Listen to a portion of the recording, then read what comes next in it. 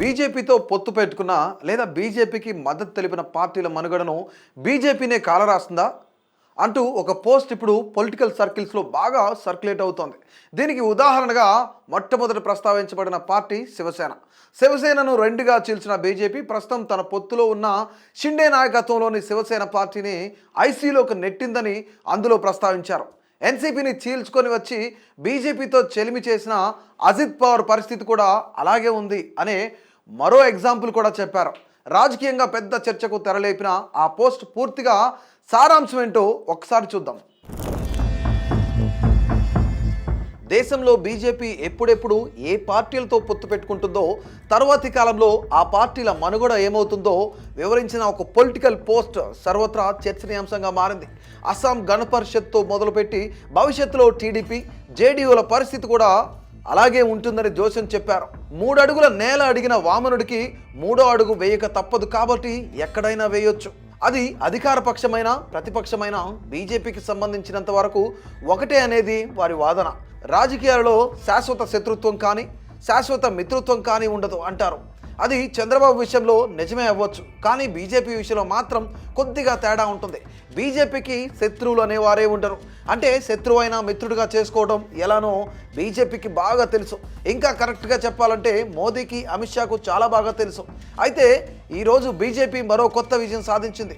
ఇంతకాలం బీజేపీతో స్నేహం కోసం తాము ఉన్న పార్టీని చీల్చుకొని ఆత్మీయులను వదులుకొని వచ్చిన వారిని చూశాము.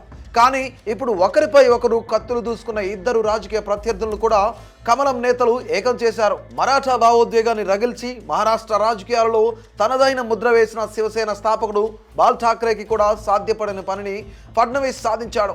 రాజ్ ఠాక్రేని, ఉద్ధవ్ ఠాక్రేని ఒకే వేదికను పంచుకునేలా చేశాడు. హిందీని బలవంతంగా రుద్దే ప్రయత్నానికి వ్యతిరేకంగా వారిద్దరూ కలిసి పోరాటానికి సిద్ధమయ్యారు. ఇద్దరు కలిసి పంచుకున్న వేదికను చాలా సంయమనంతో హుందాగా నిర్వహించారు. 2 పార్టీల జెండాలు లేకుండా అజెండా మాత్రమే కనిపించేలా చేయటం ఒక శుభ పరిణామం. ఆ సమావేశంలో రాజ్ మాట్లాడుతూ బాల్ ఠాక్రే కూడా చేయలేనిది ఫడ్నవీస్ చేయగలిగారు. కలిసి ఉండటం కోసమే కలిశాము అంటూ ఉద్ధవ్ సభా ప్రాంగణాన్ని ఉత్తేజపరిచారు. హిందీ మాట్లాడే రాష్ట్రాలన్నీ పేదరికంలోనే ఉండగా హిందీ నేర్చుకుంటేనే అభివృద్ధి సాధించగలం అని అమిత్ షా అనడం అర్థం లేని మాట అని అన్నారు రాజ్ ఠాక్రే. భావోద్వేగం వీరిద్దరిని కలిపింది. గతంలో అధికారం కోసమే కుటుంబంలో స్పర్ధలు రేగాయి. మరి ఈ కలయిక అధికారం కోసమా లేక శివసేనకు గత వైభవం తీసుకొచ్చేందుకా అనేది మరికొంత సమయం తర్వాత తెలుస్తోంది. కానీ ప్రస్తుతం శివసేన పార్టీ వీరిద్దరి చేతుల్లోనూ లేదు. ఆ రోజు స్వార్థంతో పార్టీని చీల్చుకొని వెళ్లిన షిండేకి ప్రభుత్వంలో గౌరవప్రదమైన స్థానమూ లేదు.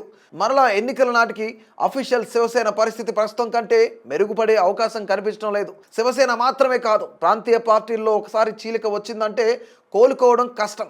తమిళనాడులో అధికారంలో ఉన్న రోజుల్లోనే బీజేపీతో చెలిమి చేసిన ఏఐఏడీఎంకే పరిస్థితి కూడా అలాగే ఉంది. కోలుకుంటుంది అనే ఆశ కనిపించడం లేదు. ఇప్పుడు రాజ్ ఠాక్రే, ఉద్ధవ్ ఠాక్రే వారి పార్టీలను కలిపిన షిండే వీరితో కలిసిపోయే సాహసం చేస్తాడని అనుకోలేము. వీరు మరికొద్దిగా ముందుకు పోయే దశలో వీరిద్దరి పాత చిట్టాలలో ఏదో ఒకటి వీరిని ఇబ్బంది పెట్టే అవకాశం ఉంటుంది. వీరిద్దరూ స్టేజ్ పంచుకునే హడావుడిలో ఉండగానే సుశీల్ కిడియా అనే ఇన్వెస్టర్ తాను 25 సంవత్సరాల నుండి ముంబైలో ఉన్నాను, అయినా తనకు మరాఠీ తెలవదని, నేర్చుకోను అని సవాల్ చేస్తూ పోస్ట్ పెట్టారు. రాజ్ ఠాక్రే పార్టీ ఎంఎన్ఎస్ సభ్యులు ఆయన ఆఫీస్ పైన దాడి చేశారు. ఒక భాషను రుద్దడం గురించి పోరాటం చేయటానికి సంసిద్ధమవుతూ మరో భాషను బలవంతంగా, ఇంకా చెప్పాలంటే హింసించి అయినా ఒప్పించే ప్రయత్నం చేస్తున్నారు. హిందీకి అభివృద్ధికి సంబంధం లేదనేది వాస్తవం, కానీ మరాఠీకి అభివృద్ధికి కూడా సంబంధం ఉండదు. ఇంత సంకుచితంగా ఆలోచిస్తే ప్రజలు ఆమోదం పొందలేరనేది ఒప్పుకోవాల్సిన వాస్తవం. బీజేపీ తాను చేయదలుచుకున్న పనిని చాప కింద నీరులా చేసుకుంటూ వెళుతోంది. శివసేన పెట్టిన రోజు పరిస్థితులు ఇప్పుడు పూర్తిగా మారిపోయాయి. ప్రపంచమంతా ముంబైలో ఉంది. ప్రపంచంలో ఉన్న భాషలన్నీ ముంబైలో మనకు వినిపిస్తుంటాయి. శివసేన ముంబైలో తప్ప రాష్ట్రంలో విస్తరించింది తక్కువ, పల్లెల్లో మరీ తక్కువ. ఇద్దరూ కలిసి మరాఠీ ఉద్యమం కొనసాగిస్తూనే ముంబై నుండి పట్టణాలలో, పల్లెల్లో పార్టీని నిర్మించుకునే ప్రయత్నం చేస్తారేమో చూడాలి. గుజరాతీ అయినా, యూపీ వారు అయినా ముంబైలో ఉండవచ్చు, కానీ మరాఠీ మాత్రం నేర్చుకోవాలి అనే నిబంధన చాలామందిని పార్టీకి దూరం చేస్తోంది. మరోపక్క రాజ్ ఠాక్రే, ఉద్ధవ్ ఠాక్రేకి రాజకీయాల్లో కొనసాగక తప్పని పరిస్థితి. అన్నదమ్ములు ఇద్దరూ కలిసి తామంటే అభిమానం ఉన్న వారిని కలుపుకుని పార్టీని ఇంకా బలపరుచుకునే ప్రయత్నం ఎంతవరకు చేస్తారో చూడాలి. బీజేపీని దెబ్బకొట్టడం అంత సులభం కాదు.